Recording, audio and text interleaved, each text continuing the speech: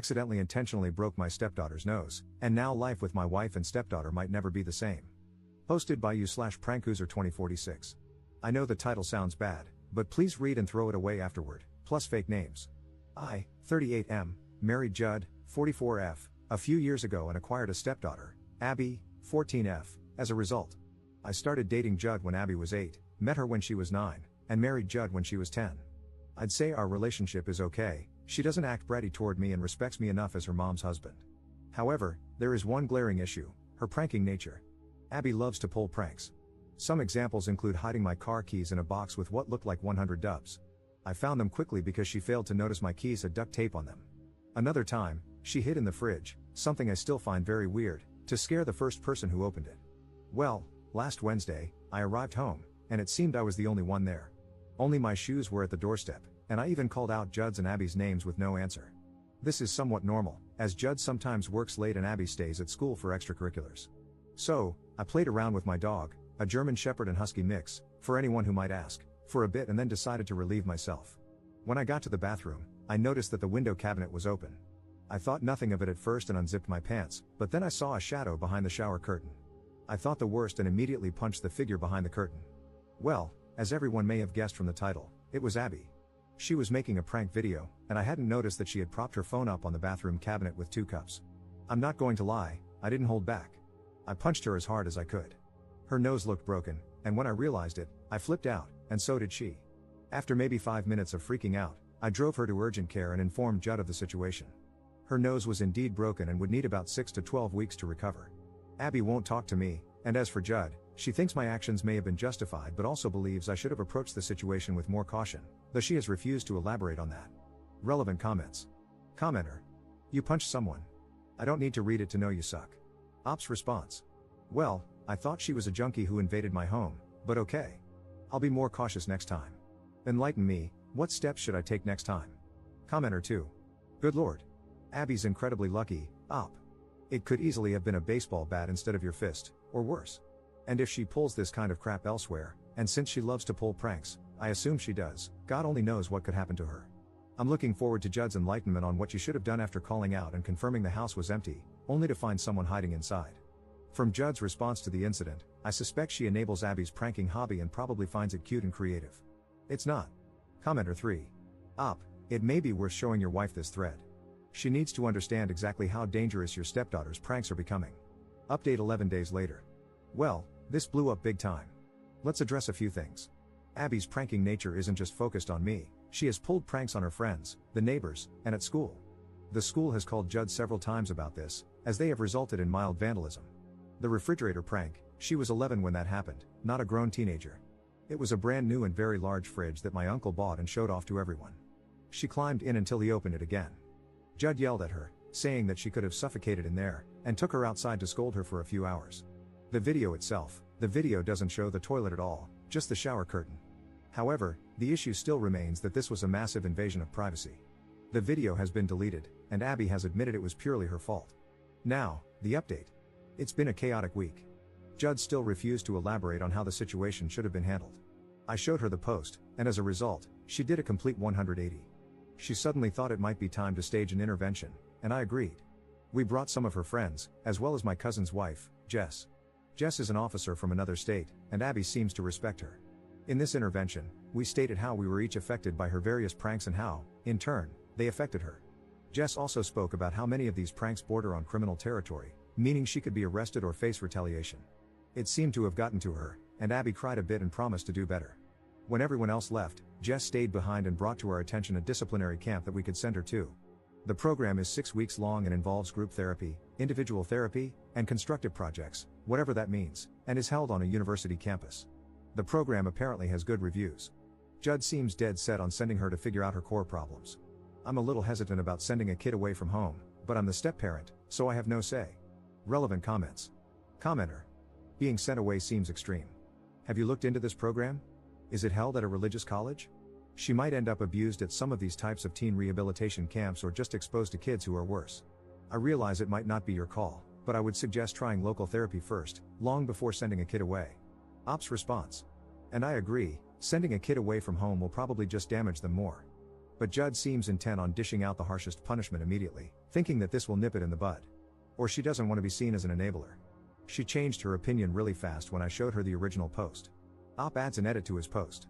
Okay, I swear Judd must be following my posts because now she's taking back what she said and is now thinking about doing what I and you fellow Redditors suggested in the first place, weekly therapy. So, we agreed that I'm going to find a therapist and front the bill for it since she didn't take this seriously in the first place. Commenter 2. Wait, why do you have to pay for her kid's therapy when she didn't take her behavior seriously? That doesn't make sense. Op's response. Because she doesn't know how to find therapists, she just wants to send Abby away. Commenter 3. Hasn't she ever heard of Google? Sounds like weaponized incompetence. Op's response. The program is free. Jess said that she could enroll Abby for free, which most definitely played a part in Judd wanting to send her there. Second update 7 months 2 weeks later. Well, it's been about 7 months, and there have been a few developments. Let's address some more things before getting into that. Up until recently, I've still been getting DMs asking why this brat is still in my house, why I'm friends with Jess, and why I named my wife Judd in my posts. I was drinking when I made my first post. I saved a draft and went back to it after sobering up for a few hours, fixing a bunch of grammatical mistakes, but clearly, some got overlooked, and it just stuck. I was planning on calling her Judy. Jess and I are not friends. She is married to my cousin, with whom I have a good relationship, as well as with their 2 daughters and Jess's daughter. Jess has a serious problem with boundaries. As for why Abby was still living with me, you have to understand, I, her stepfather, broke Abby's nose. If word got out, it would look really bad. I would be seen as an abuser and might have even been arrested. Several comments pointed out that I should have saved that video for my own safety. I was pretty much going insane at that point, and my wife thought nothing of it, believing I should have just let it go until I showed her my original post. Honestly, I wanted to keep the intervention we had small and not involve her friends because I felt they didn't need to know about it. I just wanted her grandparents and Jess to show up, but I was convinced otherwise. So, the update. We decided to send Abby to weekly therapy. We agreed that I would find and pay for it, and if it worked, my wife would reimburse me. It did work. Abby improved a lot, and she realized how much damage she had done and is working to improve things. She even started doing volunteer work, which I didn't think she would do. She has apologized profusely, realizing how disgusting her prank was. She also deleted her TikTok account, claiming that's where she got all the ideas from. We decided to get her a new smartphone for her birthday 3 months ago as a reward for the improvements she made. We had taken away all smart devices as punishment. I don't think I mentioned that before. As for me and my wife, I gave her an ultimatum. Since therapy worked for Abby, it was time for us to go to couples therapy, or we would separate. We had been having problems even before this whole incident, and now it kind of had to be forced. For the past 2 years, we've been living more like roommates, and her enabling behavior was finally causing things to fall apart. She reluctantly agreed. It ended up being short-lived. During our sessions, she talked about how I blow things out of proportion and that I went too far by posting the incident online. She revealed that she had been following my posts, which is why she changed her mind about the camp. Our therapist then asked us both if we loved each other. I was honest and said yes, but it was becoming difficult. My wife, on the other hand, said she was in love with the idea of me. I needed a minute to process if I had heard that right, and she went on about how I was apparently a catch. I was younger than her, had a stable job, and owned a house, and she thought my loyalty was a bonus. I don't know why, but I asked her if she had cheated on me, and she said no. But it didn't matter, she had just revealed that she settled for me. I filed for divorce 2 months ago. We had a prenup, so things are going smoothly, aside from her erroneously claiming some jewelry as hers. But my lawyer believes it should be finalized within 1 to 2 months. So, my soon-to-be ex-wife has moved out along with Abby. My dog misses them, she just sits by the door, waiting for hours for them to come back. My soon-to-be ex-wife is not happy about how things have progressed. She's been calling me a spineless bastard who couldn't just tolerate how things were and has been telling that to anyone who will listen.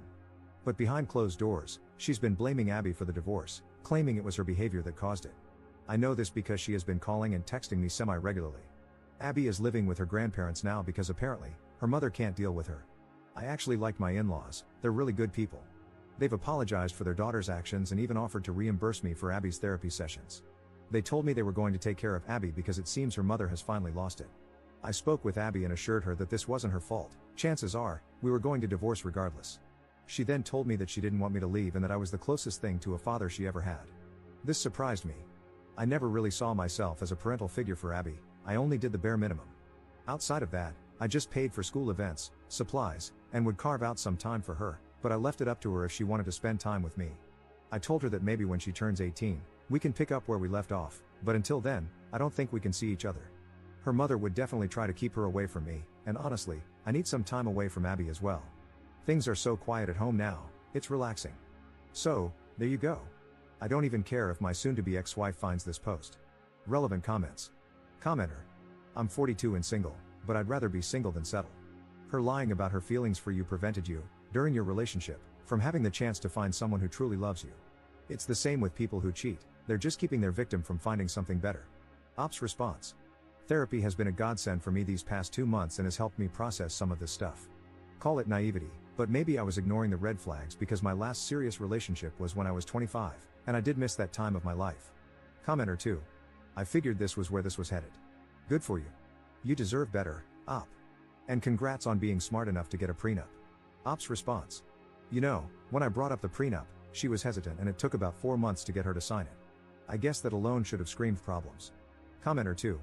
The whole if you love me, you will risk half your material possessions and money on the off chance that I am telling you the truth that I love you doesn't fly anymore. Anyone, man or woman, who gets married without a prenup is an idiot. You, sir, are not an idiot, but there are still lots of them out there. Commenter 3. That honestly sounds like you were leaving a massive crap show. One thing is the whole Abby craziness, but it makes sense. She's so unadjusted with a mom who thinks the idea of a person is enough. In general, I've heard a lot of my female friends say they're settling with their partners. I am a woman myself, and I've always found it strange that some women tend to see themselves as the better one in the relationship rather than as equals. It's a weird thing. But at least you're free now. Hopefully, there's someone out there who will love you for who you are, not just the idea of you. Congrats on getting out. And the prenup was at least a clever move. Remember to do that next time you decide to marry someone. You never really know which ones will turn back crap. Some of them are good at hiding it, sadly speaking from experience. Op's response. I don't think I will ever marry anyone again.